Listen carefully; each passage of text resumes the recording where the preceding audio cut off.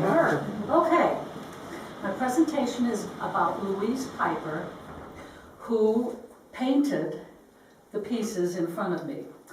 And I was just sitting here looking, they are all Fenton, with the exception of, and they could be, but I don't believe they are, the salt and pepper up here. I don't know who the makers of the glass are. And I have some porcelain pieces here as well. And I have not a clue where she got those pieces. But here we go. This is background, and I'm paraphrasing her own words.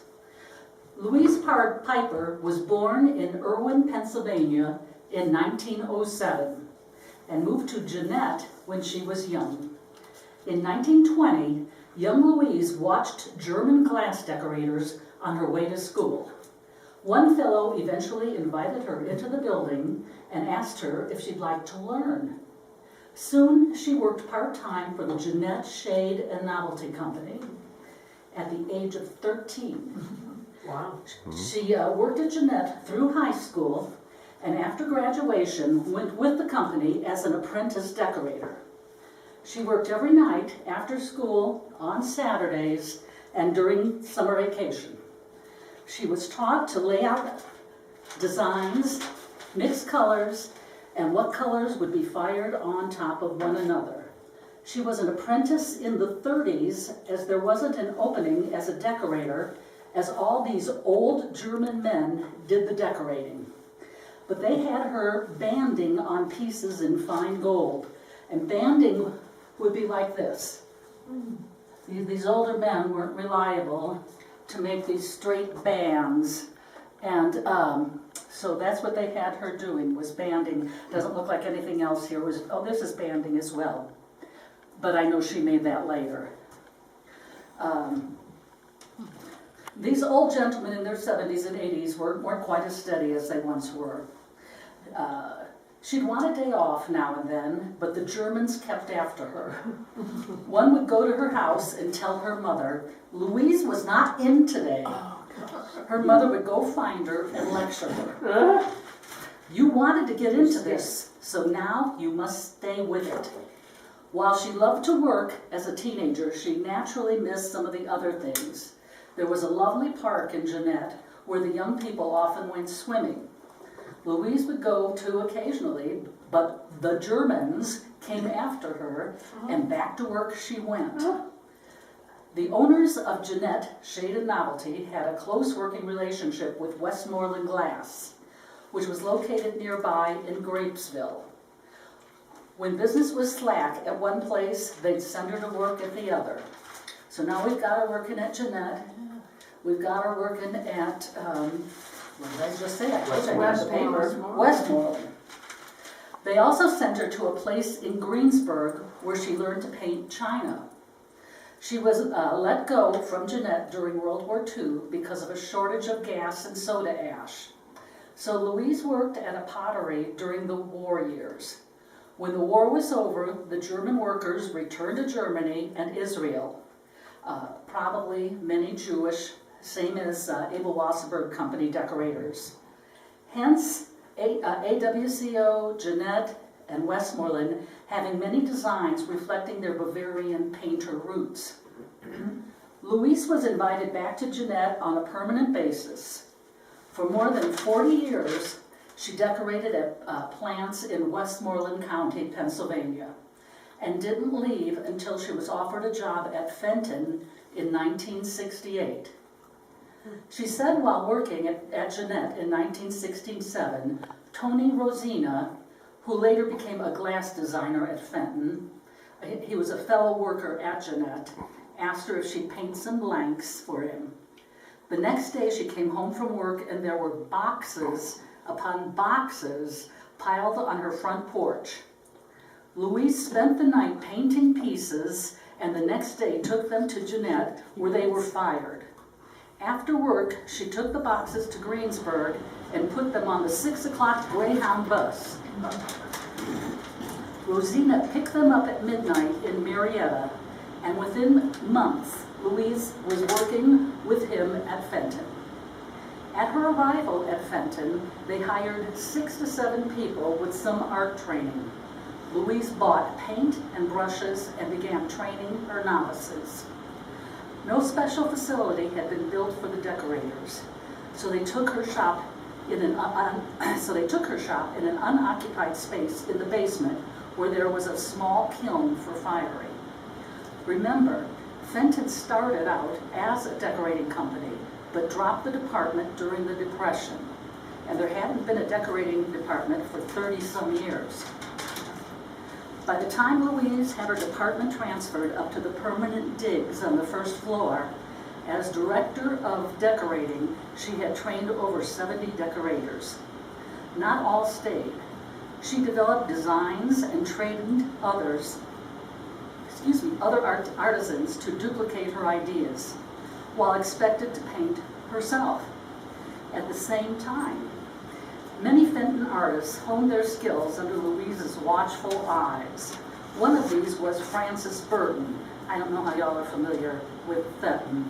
Other than Gail, I don't see much Fenton up here, but Frances Burton is a big name in their decorating department, who later replaced Louise when she was retired. Louise was fondly remembered as a demanding teacher and a talented, good-humored artist. Her decorating department produced 44,000 items in the first 6 months. That was 17 decorators and herself. Fenton sales rep Carl Foyt suggested that she painted violets on silvercrest would make a lovely item. Thus, Violets in the Snow was born. And I thought I had brought a piece to show you, but I hadn't. And if any of you are familiar with her Violets in the Snow, the silver crest is like this. It has a clear crest, it's on milk glass, and delicate little violets. But her thing was to add ferns. And at first, when they first started, they did not sign their glassware. They didn't start signing it until, probably the 70s, just a few pieces. It didn't become popular until later on. And so many, many pieces are out there that aren't signed. But at any rate, she added ferns. Well, they said, well, if it's got a fern on it, because most of the Violets in the Snow don't, then Louise painted it. But now they're saying that she could have painted it, but it could have been one of these original 7 that she trained as well, because when they decided to take it into their regular, to paint it regularly on their stock, they took the fern out to save money. So the fern isn't necessarily hers. It was Louise's first design, however, in 1968, and was a significant factor of Fenton's turnaround. In 1969, she designed yellow roses and apple blossoms. And I have no copies to show you. Just visualize them in your mind. Y'all just pretend like you know your Fenton. She created a special Victoriana design called Amethyst with Bluebirds for Doris Letcher's Children's Glass. Doris Letcher wrote books about children's glassware. She had a 6-piece children's lemonade mold set made with Elizabeth, name called Elizabeth, limited to 3 colors, amethyst, custard, and milk. 500 sets each. The pitcher was 6 inches tall and the glasses 2 inches. The last 75 of each 500 were decorated with Louise's birds and roses and holly berries, respectively. And I saw the birds and roses at some show I went to, and at the time I wasn't collecting Louise Piper. Of course, I kicked myself in the behind now for not purchasing it because it wasn't that expensive. I just said, pretty, and walked on. But I have never seen it since, except in books. These sets were made especially for the 1980s Children's Dish Convention. And 2 of Louise's earlier designs were adapted for pieces in the Connoisseur collection of Fenton, Scenic Decorations and Rose Burmese.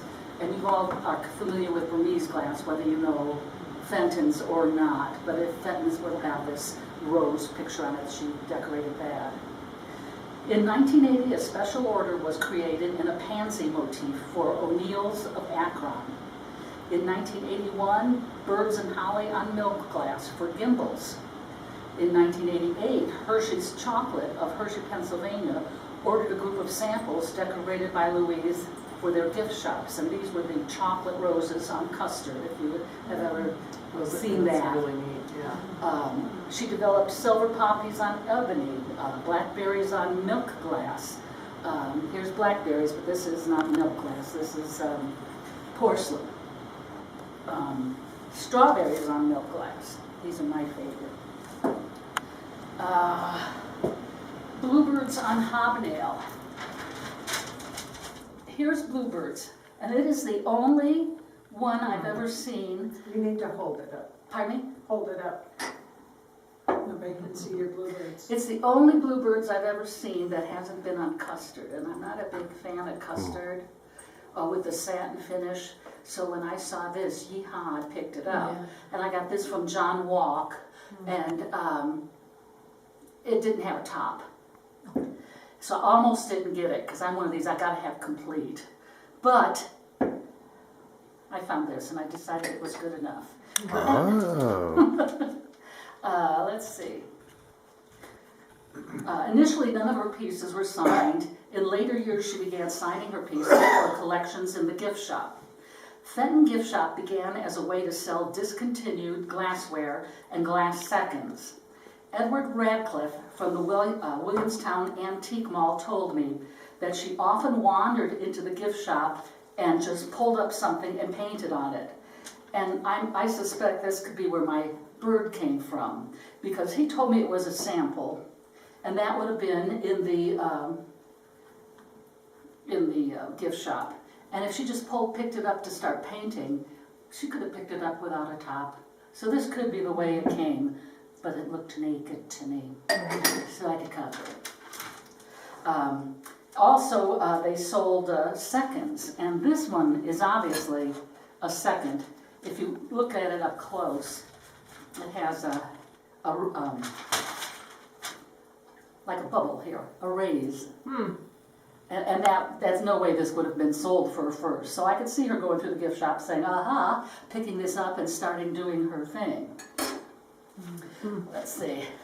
The ceramic and pottery pieces were painted for and given to her longtime Fenton friend, Richard Delania, who was a designer in the sand carving department. And that's why I brought this. This isn't Louise's, this is his design. This was his first, and this is one of Fenton's first sand carved glasses. And she made these pieces here specifically for him as a gift. And I guess, let's see, Louise Piper. Since Louise Piper didn't sign her works originally, I wonder how many pieces were looked at from Fenton and Westmoreland that were painted by her. I don't see Jeanette painted pieces, but you know how many pottery pieces are out there that were painted by her. Louise dearly loved her work and kept working long past with most of retiring from Fenton in 1989 at the age of 81. An amazing 68 years spent in the glass and pottery decorating field. And then she died 6 years later in 1995. And Eric Weber mail order business approached Fenton for his own line, the design on green glass with violets and a bee as a tribute to Louise Piper. The end. Hey.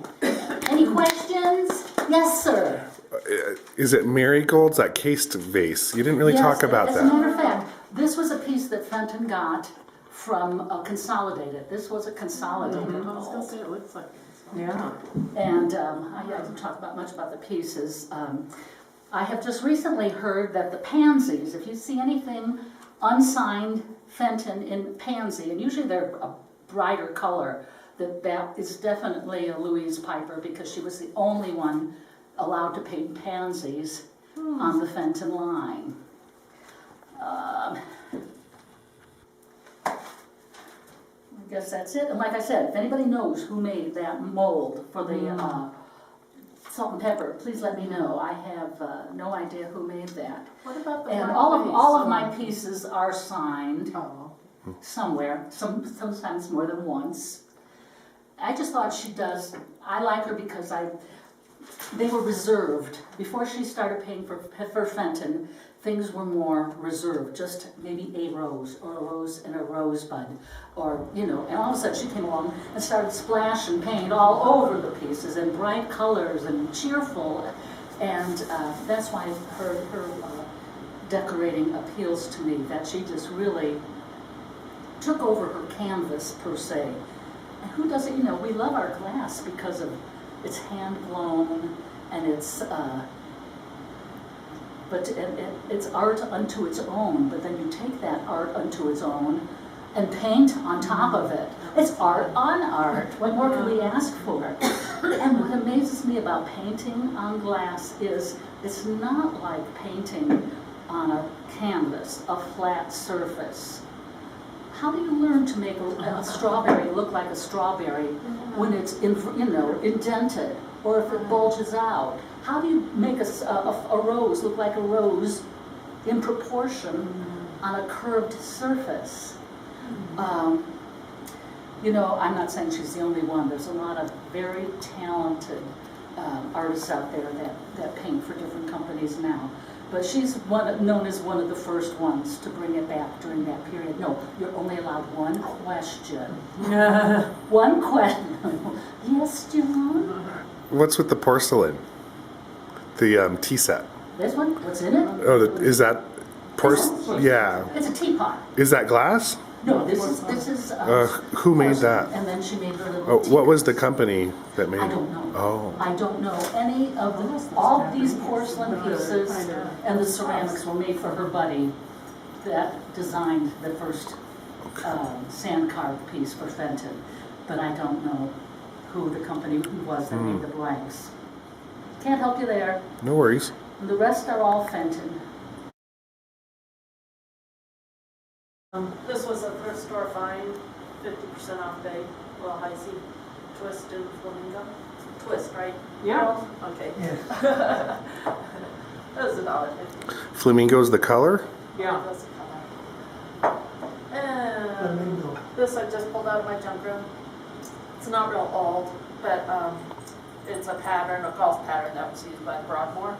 It's actually an earlier pattern, but it was manufactured more recent than like the plates that I have down at Syracuse. I don't think they use those anymore, because I have the creamer. Okay. Who was it? Brad Mann found years ago, found all these creamers because it was at the golf club, Yeah. the Broadmoor, and they were getting rid of everything, and they dumped it at Goodwill. And so he scarfed up all the creamers. I ended up with one. And I've got a stack of plates. My son will live it at a time. For $1 each or does the something. pattern have a But name? it's their golf, one of their older golf patterns. Okay. There's I don't know that it has a name. There's No. just golfers on it. and the real old plates have this around the edge and then have a golfer in the middle. Oh, yeah. But the newer ones don't have the golfer in the middle. Newer as in Yeah, 50 years 70s ago. or, yeah, 70s. And who made that? This one says Royal Rideau, fine china. Huh. You ever had Never brunch? heard of them. You ever had brunch at the Broadmoor? It is fantastic. And then these plates, I thought that Dick would be here, but they're from AT&T. Oh, wow. Bell. I looked up the dates and it's from around 1928, I think I figured out. Wow. Between the logo and the manufacturer. One of them's cracked, but I thought Dick, just because he was a Cool. Bell Labs kind of guy for AT&T, but they're kind of fun. These are Mayer China, which are a little harder to figure out date codes, but like I said, with the Mayer logo and the other logo, they're from it out there. Put them on eBay, they didn't sell. Is that glass plate yours too? Nope. Oh, that's mine. Oh, okay.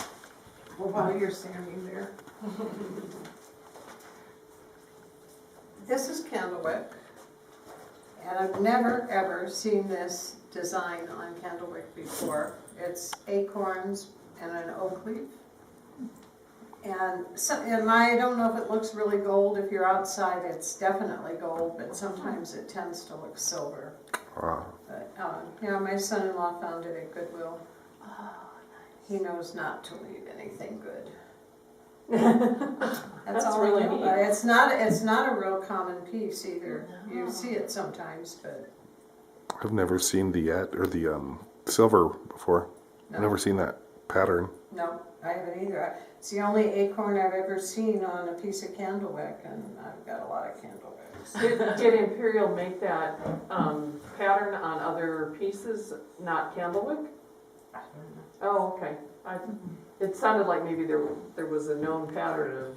No, I've never seen the Okay. pattern anywhere on anything. Yeah, Never seen it. I wonder if a different company purchased it and then I'm decorated sure. it. I'm sure Yeah. that's what they did a lot of Right, that. right.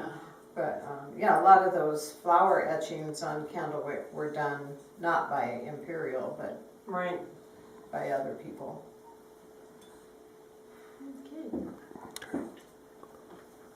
Do you want me to hold up your glass? Yeah, I'm not gonna get up, I just brought that as a question. Cut or pressed? I was hoping Bill would be here. Yeah, the people that would know are not here. Yeah. It's a pretty color. Would you consider that to be a tumbler or a vase? I could see why Well, what the I dilemma. look at, does it go down so it's smooth, like you could wash it as a tumbler? If it's one and it's hollow, it goes in, so you can't wash it, that's a vase. However, you start putting stuff in a vase, it's still gonna accumulate, Right, so. but people, yeah. Yeah, I would, given that, I would think it's a vase. Yeah. It sure would be a pretty glass. Yeah. Fred? I put this together. I don't remember who made it, but this was a really cool piece. And this doesn't match. Yeah, isn't that Hazel This is Atlas? a- Hazel Atlas Yeah. rock enamel? But this isn't the top. Yeah. I found it with this top, and then I found this, and then I found this separate. So I put it together, you know. Yeah, works. I found these 3 Fentons at the Goodwill just recently. Oh my goodness. There was a whole bunch of the Vaseline glass that was painted there. I don't like it either. And I don't like the way it feels. It doesn't feel good. It's not satiny like other satin glass. This is, I think they call it Rosaline. Yes. And I don't know. I found all these 2. I don't know if this is a Fenton or not, but I assumed it was a It is. Fenton. And this one I found at La Cache, and it's signed. It says Generations Collection. It's signed by 3 Fentons and someone else here. And I can tell you the story behind that. Oh, I was wondering because I saw it in the QVC. So there was a ton of Fenton that was donated to La Cache, and Ken and I had the task of sitting in the garage of one of the ladies, the day chair, and pricing all this stuff that was coming into La Cache. And it was good stuff. I don't know whether you saw the birds. There were a ton of birds at one time, Fenton birds, and there was a caramel slide vase with a pheasant on it. I'm trying not to buy anything more. So I dearly wanted it, but I resisted. But I got some things at La Cache you wouldn't believe. I got this cased uranium vase with turtle shell patterning all over the outside of it. The inside is cased with Vaseline. I've never seen anything like it. And I got a really nice piece of Tutti Frutti. I don't know if you know what that is, but it's a Murano. It's a bunch of different colors. We call it Tutti Frutti. And I got a bunch of cased pieces that are Czech from like the 1800s that are like red. Anyways, I loved it. La Cache is great, especially right now. This is a Fenton I got at La Cache. And like I only paid like $3, and here's a Fenton I got at La Cache, and I got this at La Cache, and I paid like $10. I think I got this at La Cache. And last time I had one of these, it was UFO shaped, and I made a really good value, but this one's a little less. This is just a Fenton cranberry I had around, and a Van Rigel, you know, just because nobody really likes the glossy stuff, but I do. And I think this is a Tiffin Apothecary candy jar from for a candy store or maybe, something like that. that's good. And oh yeah, last but not least, I found these, and everybody online thought they were stupid. And But I guess they're not. But there are pieces of Steuben that look almost exactly like this, except it's not gonna be opaline down here, it's gonna look like this all the way through. So I guess that's, and these, I don't know what they're worth, I'm gonna ask like 100 each or something. I don't know. Did Fry do? They did do, The bases but I look don't like remember Fry. ever seeing, The you know, the paint. It's the- Yeah, that's Rosalie. really, But the bases look like Fry. yeah. But yeah, there are Steubens that look so close, Huh. that, for a lot of Fun. people. I would die if I saw that. Oh wait, Yeah. one more thing, one more pre-prohibition glass, and I find these all the time, and I Do you have really? So they're mixed in with the glassware that people with shot ignore? glasses, and I Yeah. find them all the time. This one says, "I give you health, Matthew's malt tonic," and she's Oh. wearing like a nurse's outfit. It's kind of How fun. That's kind of stuff I like. Yeah, yeah.